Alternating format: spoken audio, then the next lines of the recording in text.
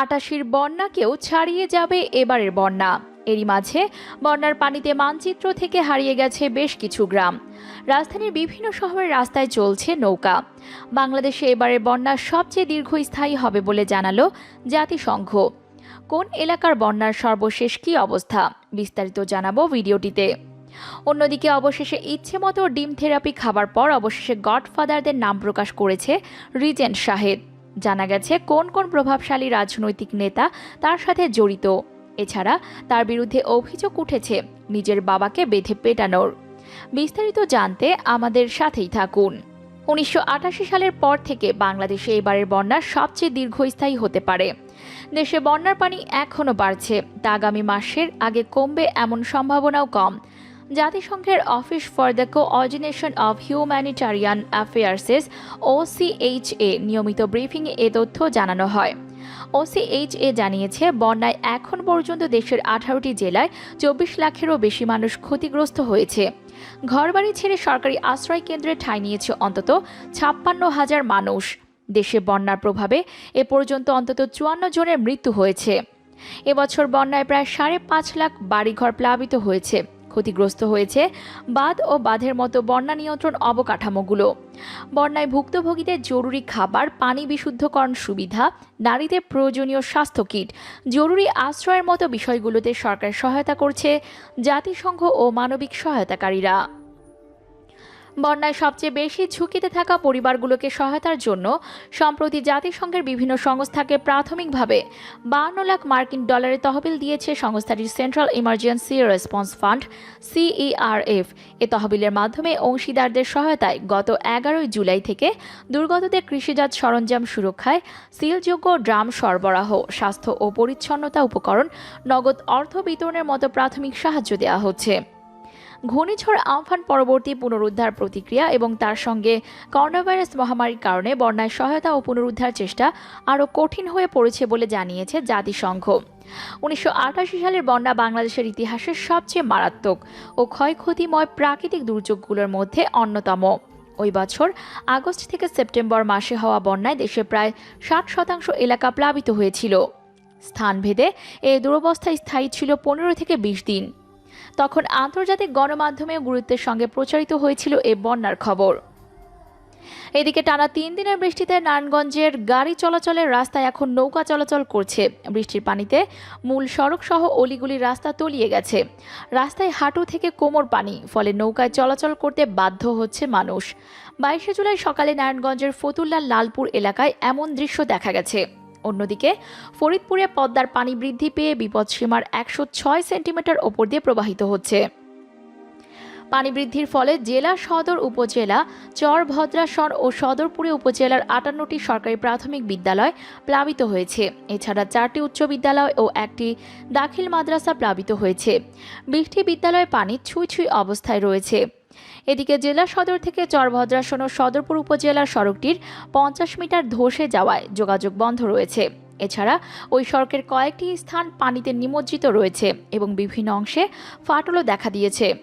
গতকাল সোমবার সকালে ফরিদপুর শহরের বর্ধিত পৌরসভার 25 নং ওয়ার্ডের একটি পাকা সড়ক পানির চাপে ধসে গেছে।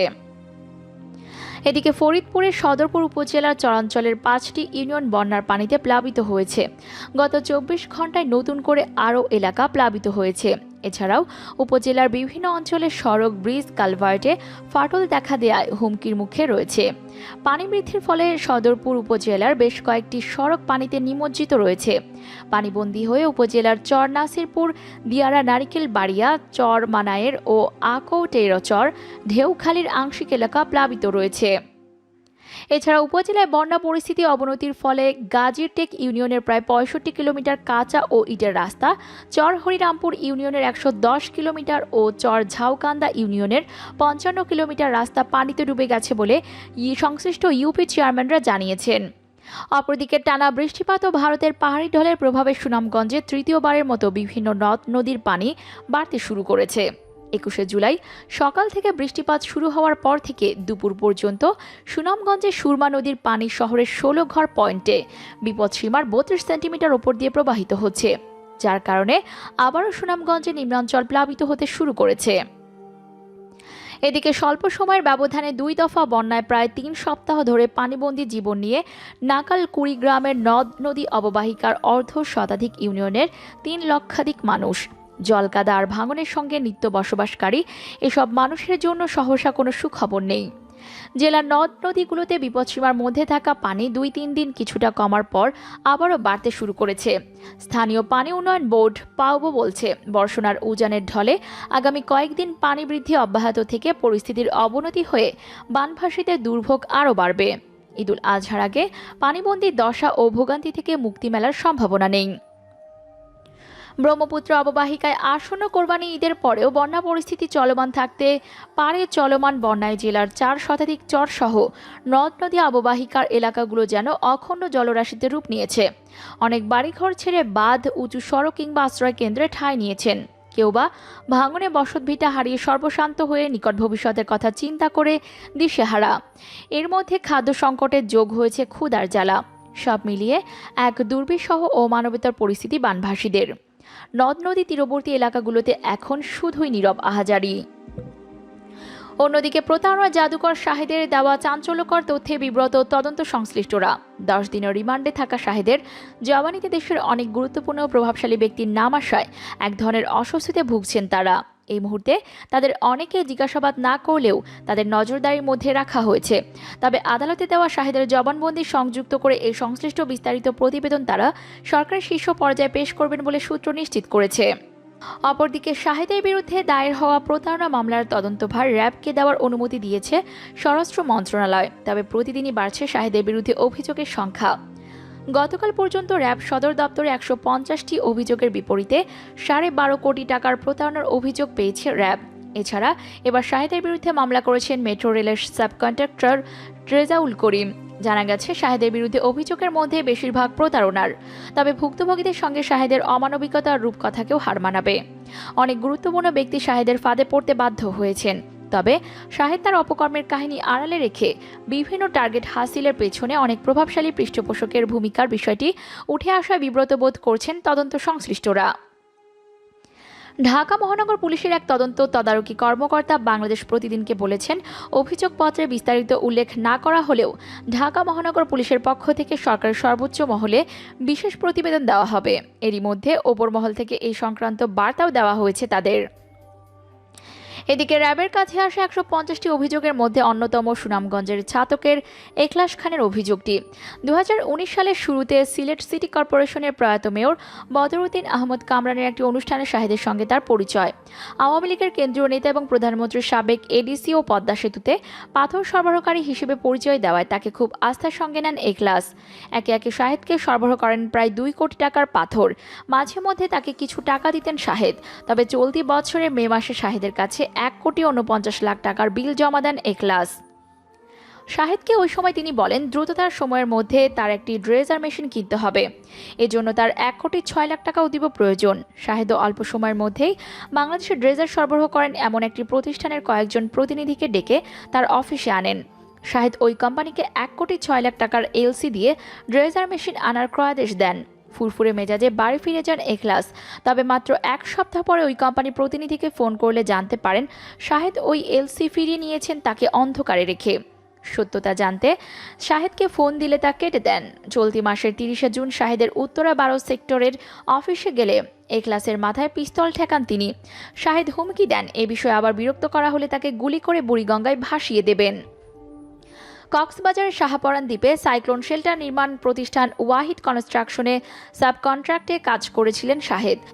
গত বছর জুন মাসে শাহেদের প্রতিষ্ঠানকে শ্রমিক সরবরাহ করেছিলেন কলাবাগানের শফিকুর রহমান। ঈদের আগে শ্রমিকদের বিল দিতে শাহেদের উত্তরা অফিসে যান শফিকুর। 2,69,000 টাকার বিল জমা দিলে শাহেদ পিস্তল ঠেকান শফিকের মাথায়। একটি কক্ষে আটকে রেখে উল্টো একটি স্ট্যাম্পে শফিকের স্বাক্ষর রেখে তার কাছে 2 কোটি টাকা পাওনা বলে লিখিয়ে নেন শাহেদ।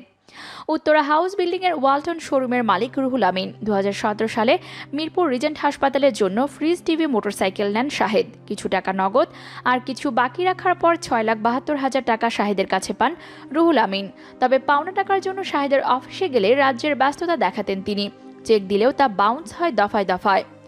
এদিকে র্যাবের সদর দপ্তরের লিগ্যাল ও মিডিয়া উইংয়ের পরিচালক লেফটেন্যান্ট কর্নেল আশিক বিল্লা বলেন, স্বরাষ্ট্র মন্ত্রণালয় র্যাবকে শাহেদের প্রতারণার মামলার তদন্তভার দিয়েছেন। এই বিষয়টি আমরা শুনেছি, তবে এখনও পর্যন্ত কোনো লিখিত কাগজপত্র হাতে পাইনি। কাগজ হাতে পাওয়ার পরই মামলার তদন্ত কর্মকর্তা ঠিক করে ডকেট আমরা নিয়ে আসব এবং শাহেদকে জিজ্ঞাসাবাদের জন্য আদালতে আবেদন করা হবে। নিজের বাবাকেও পেটানোর অভিযোগে এসেছে তার বিরুদ্ধে। শাহেদের একজন সাবেক দেহরক্ষী বলেন, 2011 সালে শাহেদের বাবা ছেলের একান্ত সহকারী পিএসকে বিয়ে করেন। শাহেদের মা সাফিয়া করিম আগেই মারা যান। সাবেক ওই দেহরক্ষী বলেন, বৃদ্ধ বয়সে শাহেদের বাবা আশ্রয় খুঁজছিলেন, কারণ তাকে দেখভালের তেমন কেউ ছিল না। তবে পিএসকে বিয়ে করেন নিজের বাবাকে উত্তরার অফিসে প্রকাশ্যে বেল্ট দিয়ে বেদম মারধর করেন শাহেদ। এটা দেখে রিজেন্টের অনেক কর্মী বিস্মিত হয়ে যান। পরে শাহেদের বাবা তার দ্বিতীয় স্ত্রীকে নিয়ে মোহাম্মদপুরের বাসায় থাকতেন। দ্বিতীয় স্ত্রীর ঘরে তার একটি সন্তান রয়েছে। প্রিয় ভিউয়ার্স, আপনি কোন এলাকায় আছেন? আপনার এলাকার বন্যা পরিস্থিতি কেমন? ভালো হলে ভিডিওটির কমেন্ট বক্সে অবশ্যই আপনার জেলার নাম ও ভালো লিখে জানিয়ে দিন মূল্যবান মতামত জানাতে ভুলবেন না প্রতারক শাহেদকে নিয়েও। সেই সাথে ভিডিওটিতে অবশ্যই একটি লাইক দিন ও অসংখ্য শেয়ার করে চারিদিকে ছড়িয়ে দিন।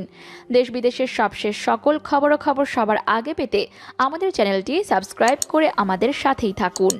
ধন্যবাদ।